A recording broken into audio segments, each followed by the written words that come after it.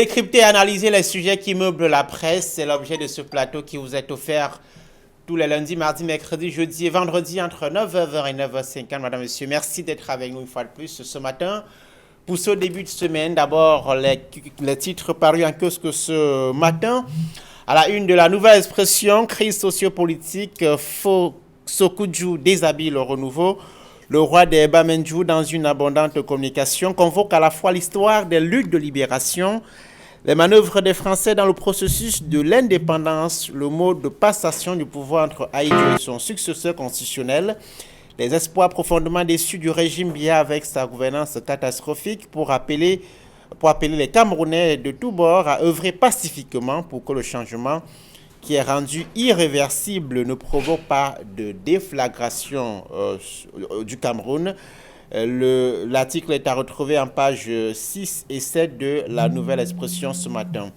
La nouvelle expression qui évoque également l'administration territoriale, fin de mandat pour des préfets, une rallonge qui leur a permis de passer entre 2 et 9 années supplémentaires en fonction arrive à échéance aujourd'hui, dit le journal. Conseil de discipline RDPC esquive les gros poissons. La commission Moussonguet, qui se tient à Yaoundé depuis une semaine, a ignoré les grands militants, entre guillemets, qui avaient foulé au pied la circulaire du président national, indique ce matin la nouvelle expression qui est en kiosque. À la une du quotidien Le Messager ce matin, Garoua, des engins explosifs interceptés. La cargaison en provenance du Nigeria a été saisie samedi 29 août, indique le journal. L'article est à retrouver ce matin dans Le Messager, en page 9. Bafar, le hold-up foncier qui s'écoule à Chefferé. L'article est à retrouver en page 10 du journal. Prise de position, la Meufouya Famba vole au secours d'Amougou Belinga, indique ce journal en pied de une ce matin. À la une de l'Œil du Sahel, insécurité à Damawa, les Mororo perdent 1060 bœufs en 6 mois. L'article est à retrouver en page 6 du journal. Tout comme le journal indique ce matin dans la Benoué, Garoua se prépare aux inondations. Et puis à Maroua, une centrale solaire de 15 MW annoncée. Ce sont les principaux titres à la une ce matin de l'Œil du Sahel qui est paru ce matin. À la une ce matin du quotidien privé Mutation que vous retrouvez également en kiosque dans le cadre des parutions de ce matin. Mutation évoque ce matin année scolaire 2020-2021, le point d'interrogation, le système de mi-temps envisagé par le gouvernement pour prémunir les élèves contre le coronavirus est porteur d'incertitude. Le journal vous propose l'article en page 11 ce matin et puis en pied de une, résistance, Kamtove ratissé large, Bankomo, SOS Centre technique de la Confédération africaine de football. Ce sont les unes de mutation ce matin. Émergence est en kiosque à la une nord, 205 engins explosifs improvisés saisis. C'est la plus grosse saisie jamais opérée au Cameroun dans le cadre de la mission spéciale de la douane Al-Koumi. Ce qui s'est passé réellement, le journal vous le propose en page 9 ce matin. À la une du quotidien privé Le Jour, tué chez un sous-préfet à Kribi, les obsèques de Lydien Tabac sous haute tension. Le quotidien Bleu vous propose un reportage de son envoyé spécial à Kribi et Lorbatindi et Lobatal Mouanko dans la Sanaga maritime où la jeune amante du sous-préfet de Lukunji a été inhumée ce week-end. Et puis à la une de intégration, la CEMAC, financement de l'intégration, la CEMAC étranglée par les États. Le journal indique ce matin que sur un budget de 56 milliards de francs CFA pour l'année 2020, les États membres ont versé 14,5 milliards de francs CFA de contribution sur 6 mois de fonctionnement. Entre janvier 2018 et août 2020, les 6 pays membres de l'institution communautaire accumule près de 73 milliards de francs CFA d'impayés de cotisations. C'est à la une du journal Intégration qui est paru ce matin. Confidentiel est en kiosque ce matin à la une mairie de Nkonsamba 3e. Yvonne Eidi au centre d'une cabale après avoir désillusionné ses détracteurs qui voulaient que le RDPC perde de la face devant l'opposition. L'actuel édile de Konsamba 3e fait une fois de plus face à ses ennemis qui ne semblent pas vouloir jeter l'éponge. Mais avec l'énergie d'un forcené, elle est déterminée à sortir cette ville de l'ornière, indique ce matin Confidentiel à sa grande une ce matin. Entrepreneur est en kiosque ce matin, la une Septentrion. Le sous-développement économique à qui la faute, se demande le journal. Dossier à retrouver des pages, aux pages 8, 9 et 10 du journal Entrepreneur ce matin. Voilà quelques parutions dans les kiosques ce matin. Madame, Monsieur, nous sommes en plateau comme tous les matins avec nos confrères pour analyser et comprendre ces unes de la presse. D'abord, Bernard Batana, bonjour, bienvenue. Bonjour Donald Biskamgen. Bonjour Thierry Niopé. Bonjour à tous les téléspectateurs de la revue de Grande Une. Permettez-moi, avant d'entrer dans le vif du sujet, dire un bonjour particulier à tous les fidèles de la paroisse Saint-Jean de Dédo qui ont vu le prêtre, le père Tefon Jude mourir samedi. Que son âme repose en paix. Le week-end de la paroisse Saint-Jean de Dédo qui est décédé, non pas pendant une messe, mais qui a été victime de malaise. Il est bien décédé à l'hôpital Padre Pio d'Aqua Nord. Samedi, il était 16h. Très bien. Ce n'est pas au cours d'une comme semblent le dire les réseaux sociaux. Thierry Niopé est avec nous. DP, bonjour. Bonjour Donald Boyce, bonjour également Bernard Batana à qui je renvoie la politesse. Bonjour aux téléspectateurs de la revue des Grandes Unes que je retrouve avec beaucoup d'emphase et d'entrain ce matin. Merci d'être avec nous, chers confrères. Alors, la une de la Nouvelle Expression ce matin, crise sociopolitique, fausse au coup de jour, déshabille le renouveau. Bernard, on est habitué à ces sorties, j'allais dire, tonitruantes du chef supérieur des Bamandjou. Alors, c'est un chef supérieur aux sorties plutôt iconoclaste. Iconoclaste parce que c'est un combattant de la première heure. Il ne faut pas oublier que Sokoudjou Jean Rameau, c'était un combattant. C'est un ubéciste parmi ceux qui sont les militants de la première heure. Donc, lorsqu'il fait une sortie de ce genre-là, qui est un pamphlet, je crois que c'est à raison, où il fait un état, pratiquement un bilan du renouveau, avec un recul dans l'histoire sur les luttes pour les indépendances, un clin d'œil sur la lutte des UPCistes.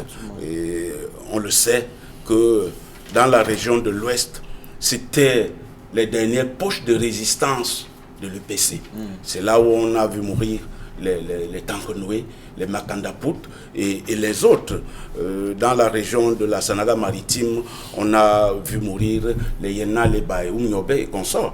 Donc il a fait un rappel historique de la lutte pour les indépendances. Et il est revenu, il parle de gouvernance catastrophique du renouveau. Bon, ça engage le chef traditionnel. Il sait de quoi il parle. Mais ce qui est plus important, dans sa sortie, c'est qu'il faut éviter une transition qui s'accompagne avec une déflagration sociale. Moi, je pense que comme chef traditionnel, et au moment où on parle beaucoup plus de transition, au moment où on parle d'alternance au pouvoir, je crois que cette sortie, cette fin de sortie est salutaire. Et il a fait un clin d'œil, et je crois que c'est mutation qui est revenue là-dessus, où il a dit que quand tu ratisses l'âge, c'est-à-dire que c'est dans le même sillage de la fin de règne, comme on le dit dans les milieux politiques, pour dire que quand tu ratisses l'âge. Et on a vu les interventions de deux sommités de la science, à l'instar du professeur Kanto et du professeur Famendongo, qui ont parlé de transition. L'un a mis en garde le chef de l'État par rapport aux élections qui arrivent. Moi, je pense que le débat est là et il est sur la place publique. Le professeur Famendongo, comme le professeur Maurice Kanto, sont des sommités de la science. Et c'est eux qui doivent nous éclairer par rapport à la gestion de la cité. Qu'est-ce qu'il faut faire concrètement pour qu'il y ait une gestion équitable de la cité, au-delà des joutes oratoires, au-delà des piques qu'on se donne ci et là. Moi, je pense qu'il est temps que les sommités comme ça, qui entraînent et qui ne sont pas à la traîne, doivent nous montrer le chemin. L'un a parlé que Maurice Kamto c'est un illuminé. Moi, je dis non. Les deux sont des illuminés parce qu'ils ont atteint les cimes de la science. Ils sont éliminés parce qu'ils doivent entraîner toute une population, tout un peuple. Et il faut dire, pour terminer, qu'un adversaire politique ne saurait être un ennemi personnel. Vivement que ces illuminés, que ces éminents scientifiques nous amènent sur le droit chemin. Thierry Nyopé, je vous donne quelques fragments de cette abondante déclaration du roi Sékou. Je dors sans dormir, je me demande chaque jour où va ce pays, je me demande s'il n'y a pas une malédiction qui hante ce pays, se demande le chef traditionnel. Oui, il faut souligner, Bernard l'a suffisamment dit tout à l'heure, que le chef Sékou, Sa Majesté sait exactement de quoi il parle. Je vous rappelle que c'est un monarque qui règne sur son royaume depuis pratiquement 67 ans, parce que c'est depuis le mois de février 1953 qu'il est là. À ce niveau, on saurait parler d'alternance. C'est vrai quand même que le mot alternance est à la sortie de la bouche de beaucoup de Camerounais ces derniers jours. Mais il faudrait bien, parce qu'on a vu ce débat dans les réseaux sociaux, il faudrait bien faire la différence entre une chefferie, entre un royaume et un État. Pour l'instant, le chef d'État, Paul Biya, est à la tête d'un État. Et le principe d'alternance suppose des élections par la voie démocratique, effectivement, et alors que dans les royaumes, le principe, c'est la succession. Donc, il ne faut pas regarder ces 67 ans de règne à la tête de cette chefferie comme un gage de stabilité,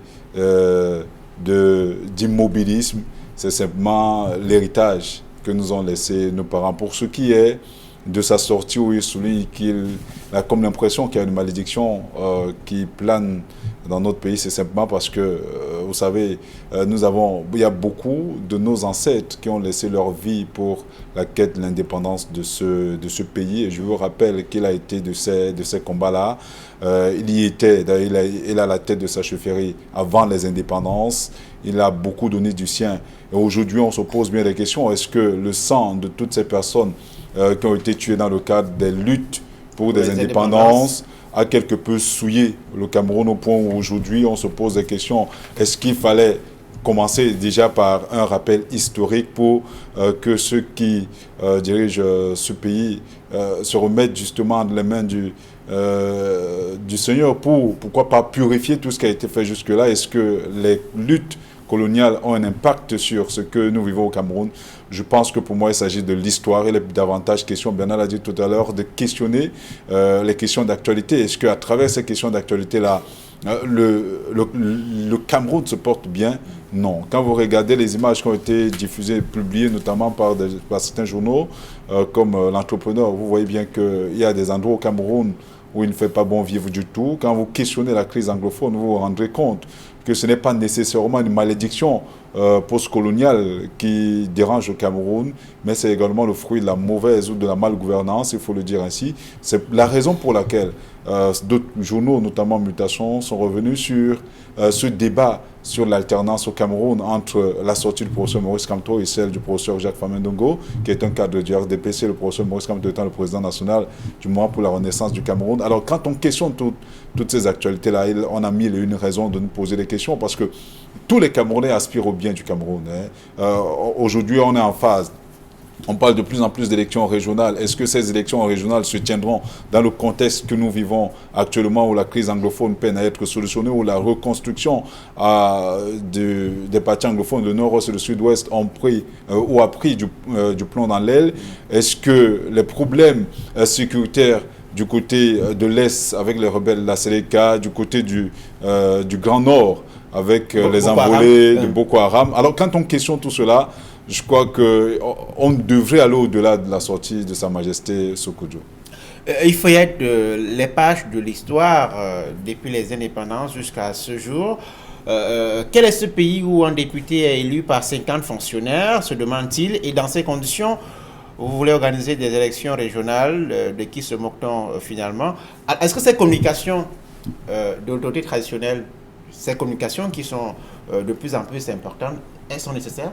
Mais bien sûr, l'autorité traditionnelle, au-delà des religieux, c'est une entité morale qui veille quand même sur les chefferies traditionnelles, on ne le dira jamais assez, occupent une place de choix dans le développement de nos cités. C'est vrai qu'avec la modernité, on a comme l'impression que ces sociétés sont en train d'être défragmentées, déstructurées, mais elles ont un rôle assez important dans l'édification de la société, dans le traçage même de la voie ou de la voie qu'on devrait suivre. C'est pour cette raison que les élections régionales occupent une place de choix et impliquent davantage ces chefferies traditionnelles. C'est la raison pour laquelle ils se posent des questions. Est-ce qu'on devrait aller, comme je l'ai souligné tout à l'heure, dans ces élections dans le contexte camerounais actuel où la crise anglophone n'a pas été solutionnée, où d'ailleurs il le dit, quelques personnes ont été élues députés, pas du fait de la majorité, donc non pas la légitimité nécessaire pour pouvoir parler au nom de la cité, parce que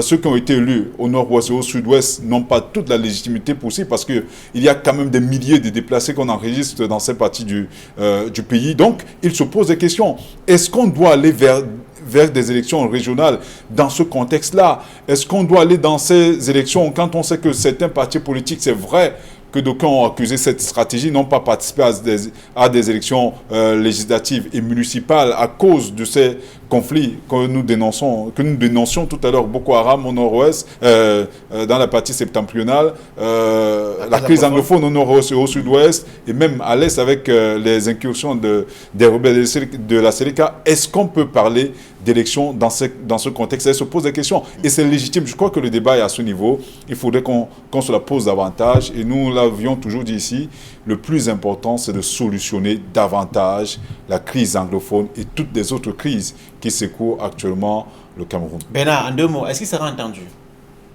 Oui, c'est un monarque qui sera entendu. Et dans le cadre d'une république, moi je pense qu'il a posé un problème très important, celui des élections. Il faut dire que dans une république, les instruments qui mènent au pouvoir devaient être équitablement partagés. Je veux dire quoi? Je veux dire qu'on devait avoir une loi électorale qui résiste à la contestation. Parce qu'il faut comprendre que le RDPC, qui est au pouvoir aujourd'hui, est appelé à être demain dans l'opposition. Et par conséquent, il faut qu'il commette sur pied des lois qui demain ne vont pas être l'objet de contestation. Moi, je pense que c'est de cela qu'il est question. Aujourd'hui, la question fondamentale est celle de savoir est-ce que dans le cadre actuel, les élections, les régionales peuvent être possibles? Oui. Ça peut être possible, mais est-ce qu'on va sortir une crédibilité dans ces élections? Parce qu'il ne suffit pas d'aller aux élections. Mais il est plus important d'être élu suivant les règles de l'art. D'accord. On va évoluer avec l'administration territoriale à la une en oreille de la nouvelle expression fin de mandat pour des préfets, une rallonge qui leur a permis de passer entre 2 et 9 ans supplémentaires en fonction arrive à échéance ce jour. Thierry Nopert, il y a cette liste de 23 préfets que publie ce matin la nouvelle expression. Ces préfets qui sont censés aller en retraite ce 31 août, après avoir bénéficié d'une rallonge de 3 ans à 9 ans pour certains. Vous comprenez ces rallonges du mandat de certains préfets? Mais il faudrait comprendre que ce sont des rallonges qui dépendent de la seule signature du chef de l'État. Il peut décider de continuer à rallonger justement leur bail à la tête de ces différents départements-là. Il a certainement les raisons il sait pourquoi il le fait, surtout que nous sommes dans un contexte assez particulier. On en a parlé tout à l'heure, on est en train de préparer les élections régionales, qu'on le veuille ou pas, même comme certaines personnes pensent que c'est un discours qui ne passe pas. Ces préfets qui sont à la tête de ces départements contrôlent quand même, jusqu'à preuve de contraire, l'élection au Cameroun est gérée non pas seulement par élection de Cameroun, par RLCAM, mais également par l'administration territoriale. Et le bras séculier de l'administration territoriale sur le terrain, ce sont ces préfets-là. Donc, tant que nous vivons cette situation-là, moi, je suis convaincu qu'il peut y avoir un décret qui proroge une fois de plus le bail. Je n'en serais pas surpris du tout d'ici à la fin de cette journée pour rester en adéquation avec les tests, parce que je sais, le président Biya a assez à cheval là-dessus. Donc, il trouvera nécessairement un moyen pour rééquilibrer les choses. Et quand bien même, je crois, l'administration est une continuité, quand on arrive quand même, je vous rappelle que quand vous mettez l'on à la tête d'une fonction, d'un poste, surtout à un même endroit, vous sclérosez, vous n'êtes plus capable d'apporter un plus. Donc il faudrait peut-être penser au renouvellement de cette classe-là. Il y a des sous-préfets qui piaffent d'impatience depuis un certain nombre de temps. On peut peut-être, à partir de là, les promouvoir à la place de ces préfets-là qui sont, en fait, dans le bail en principe, dans la fin de leur bail devrait en principe arriver à expiration. Aujourd'hui, on espère justement que soit il y aura un galop, un sursaut d'orgueil du chef d'État qui nous permettrait d'avoir de nouveaux sous-préfets, pourquoi pas promus préfets et de nouveaux secrétaires d'administration promus sous-préfets. Il peut y avoir un chamboulement à ce niveau, mais je continue à croire quand même que cela risque de ne pas être le cas, parce que les élections qui arrivent peuvent davantage permettre à ces hommes, on les appelle comme ça des chefs de terre, de mieux contrôler l'organisation des élections, surtout que ces gens ont déjà eu à gérer un certain nombre de dossiers relatifs à ces élections-là. Ben, vous qui analysez les actes présidentiels depuis plusieurs années, qu'est-ce qui explique ces rallonges? Quels sont les mobiles, les faits qui permettent au chef de l'État de dire tel préfet va en retraite, tel autre reste en fonction? Quels sont les éléments qui motivent ces rallonges? De prime abord, ils n'ont pas un mandat. Ils n'ont pas reçu un mandat populaire. Les préfets sont tout simplement nommés. Et ils dépendent du pouvoir discrétionnaire du chef de l'État. C'est lui et lui seul qui sait à quel moment il peut nommer telle personne à tel poste. Malheureusement, pour ceux qui écrivent dans le journal, c'est ça. C'est cela. Bon, maintenant, il y a une forte demande de renouvellement de la classe politique, que ce soit la classe administrative. Moi, je pense que avec tout ce qu'on a comme éminence grise, on pouvait penser que lorsqu'on a atteint, et comme le signale le journal l'âge de la retraite, qui n'est pas une sanction du tout, on devait aspirer à un repos bien mérité. Mais en face, c'est ceux qui sont proches du pouvoir, ils disent que effectivement, on tient compte de tous ces paramètres, mais on procède par dose homéopathique. Voilà la réponse qu'ils donnent. Ils disent que bon, il y a des jeunes préfets, il y a des jeunes sous-préfets, il y a des jeunes ministres, qu'on leur laisse le temps de procéder par ces doses par adulte. Voilà comment on répond à cette question. Mais moi, je continue à dire que voilà, quand on a atteint l'âge de la retraite, on devait aller à la retraite. Très bien. Pour laisser place, parce que oui, le gouvernement comme l'administration, c'est un renouvellement permanent. D'accord. On va poursuivre avec la une de Le Messager ce matin. Garoua, des engins explosifs interceptés. La cargaison en provenance du Nigeria a été saisie samedi le 29 août. Thierry Ignopé, cette cargaison de 200 paquets de ces cargaisons, de ces engins explosifs, rappelle ces récurrences des explosions ces dernières semaines à Yaoundé. Au-delà de Yaoundé, vous avez oublié que justement la partie septentrionale continue à subir ces explosions-là. la semaine dernière encore, on en parlait. Mais il faut quand même saluer la bravoure de ceux qui sont chargés, notamment du contrôle de nos postes frontaliers, certains agents de la douane qui parfois sont accusés. C'est l'opération Aldo Commerce illicite, Alcomi, zone 3 à Garoua. Voilà, donc parfois on les accuse à tort, à raison, mais toujours est-il qu'au moins pour cette fois-ci, on peut mettre la main sur une importante cargaison qui aurait pu, pourquoi pas, se retrouver au-delà de Garoua dans d'autres métropoles du Cameroun, notamment Yaoundé et même Douala. Donc on ne peut pas accuser directement, on ne peut pas faire le lien entre les explosions que l'on enregistre du côté de la capitale politique et ce que nous avons, ce qu'on a pu intercepter du côté de la partie septentrionale, notamment du côté de Garoua. Mais continuons, je l'ai toujours dit, hein, nous devons tous, la sécurité du Cameroun n'est pas seulement l'apanage des hommes en tenue, que ce soit des douaniers ou des militaires ou les autres corps, mais c'est l'apanage de tout le monde. Tout le monde devrait s'impliquer dans la protection justement du corps social, parce que c'est pour cette raison qu'on a toujours parlé de renseignement prévisionnel. Il faudrait, quand on a une information, la mettre à la disposition de ceux qui sont censés mieux l'exploiter pour protéger les personnes et les biens. Je ne peux que féliciter ceux qui ont mené cette opération-là. Vivement que la vigilance soit davantage de mise. La prise a eu lieu, Bernard, dans la localité de Pakété, qui est située dans l'arrondissement de Demsa, dans la région du Nord. C'est à quelques kilomètres du Nigeria voisin. Les éléments de la douane sont à féliciter dans ce cas? Oui, il faut vraiment féliciter les éléments de la douane pour s'inquiéter.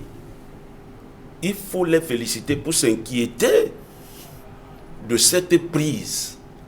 Parce qu'au-delà de ce qu'ils ont fait, au-delà du factuel, il faut aller au-delà. Imaginez-vous que ces engins-là ont pu entrer dans notre territoire national. Imaginez-vous les dégâts que ces engins-là auraient créés. C'est extrêmement grave. Parce que il faut aller au-delà. Moi, je pense qu'on ne devait pas s'arrêter à la simple saisie. Il faut qu'une enquête sérieuse soit ouverte pour connaître les tenants et les aboutissants de cette affaire. Parce que c'est une affaire grave. 200 engins explosifs, vous imaginez quels dégâts ça pouvait créer. Mais non, moi je pense qu'au-delà de cette prise importante, il faut qu'une enquête sérieuse soit ouverte pour que d'autres engins ne cherchent pas à entrer. Voilà. Je rappelle que le gouverneur de la région du Nord, Jean Abatédi, a interdit la circulation des voitures de type Starlet. Je rappelle que ces engins ont été dissimulés dans une voiture de type Starlet et en provenance du Nigeria. On va poursuivre ce matin avec la une du quotidien Mutation qui s'intéresse ce matin à l'éducation avec à sa une année scolaire 2020-2021. Le point d'interrogation, le système de mi-temps est envisagé par le gouvernement pour prémunir les élèves contre le coronavirus est porteur d'incertitude. Vous comprenez l'inquiétude de Mutation, Thierry? Au-delà de mutation, mais l'inquiétude des parents d'élèves que nous sommes, quand on questionne ce que nous avons vécu avant la fin de cette année scolaire où les enfants n'ont pas mené leur année jusqu'à terme. Je vous rappelle que deux trimestres seulement ont été respectés. Le troisième, les enfants l'ont pratiquement passé à la maison. Et je vous rappelle en même temps que les cours de vacances ont été interdits sur l'ensemble du territoire national. Et ces enfants, beaucoup pour certains, sont restés à la maison en train de se tourner les pouces pendant au-delà de ces 2 mois-là. La rentrée est supposée reprendre, où l'école est supposée reprendre, je crois, le 5 octobre. Et déjà qu'on se pose des questions. Comment on va gérer cette rentrée scolaire? Est-ce que le problème de la mi-temps va régler définitivement le problème de la contamination? Est-ce que le problème se trouve même exclusivement au niveau de la contamination? Est-ce que la COVID-19 est un prétexte pour régler un certain nombre de choses? Parce que, entre-temps, au niveau du ministère de la Santé publique, on parle bien de l'évolution des choses. Aujourd'hui, on a appris, que ce soit de Monseigneur Cléga ou du ministère de santé publique que le coronavirus a été presque anéanti au Cameroun et que des dispositions sont prises au-delà de la sécurité qu'on continue à demander aux uns et aux autres, au-delà de toutes ces initiatives-là. Je crois quand même que nous devions davantage nous poser mille et une questions. Qu'est-ce qui sera concrètement fait? Est-ce que les parents d'élèves qui vont payer cette scolarité-là ne courent-ils pas le risque de voir une fois de plus d'années scolaires être bâclées? Il faudrait en principe que le ministère des enseignements secondaires apporte, et même de l'éducation de base, apporte toutes des réponses autour de cette question-là, parce que nous sommes à un mois de cette reprise des classes-là. Entre-temps, beaucoup de parents, vous le savez, à cause de la pandémie de la Covid-19, ont perdu leur emploi. Beaucoup de chefs d'entreprise ont été obligés de délester ou parfois même, pour éviter justement ce délestage, réduire les salaires parfois du personnel à moitié. Qu'est-ce qui sera fait? Est-ce que les pensions seront maintenues au même coût? En réalité, il y a beaucoup de questions que nous posons. Et on espère que d'ici à la mi-septembre, on aura des réponses à ce niveau. Bernard, vous ne direz pas un mot sur cette rentrée. Je vous invite plutôt à commenter la mise en œuvre de la couverture santé universelle. Le quotidien Cameroun Tribune cite ce matin, la machine est lancée. Le journal évoque cette signature d'une convention de partenariat entre une entreprise coréenne et le gouvernement camerounais pour ce projet. Vous y croyez? Les conditions sont réunies? Ce sera réussi? Oui, il faut vraiment croire, parce que c'est une action citoyenne. Il faut vraiment croire. Et c'est d'autant plus important que c'est 1300 milliards qui vont être injectés. Injectés. Mais le plus important, c'est que, effectivement, que ceux qui n'ont pas accès aux soins de santé aient accès, parce qu'il ne faut pas qu'on dise que c'est la couverture universelle. Parce qu'il y en a, les Havin, ceux qui sont de la High Society, ont accès aux soins de santé. Pendant que les Havin Not meurent de hernie. Très bien. Donc il faut commencer par cela. Il faut commencer par couvrir ceux qui meurent de hernie. Et je pense que lorsque on aura réussi à couvrir ceux qui meurent de hernie, ceux qui n'ont pas la nivaquine, ceux qui n'ont pas le paracétamol, on aurait réussi. Il ne faut pas que ça commence par le haut. Il ne faut pas qu'on fasse comme on fait d'habitude. On dit logements sociaux. Et lorsqu'on dit logements sociaux pour les petites bourses, c'est plutôt les Havin qui s'en accaparent. Voilà la réserve que nous pouvons faire par rapport à la couverture santé universelle. Vous lirez à la une de l'entrepreneur ce matin, Septentrion, le sous-développement économique. À qui la faute, se demande le journal. Confidentiel titre sur la mairie de Douala de Konsama 3e et Yvonne Yidi au centre d'une cabale. Thierry, on peut un mot sur cette affaire?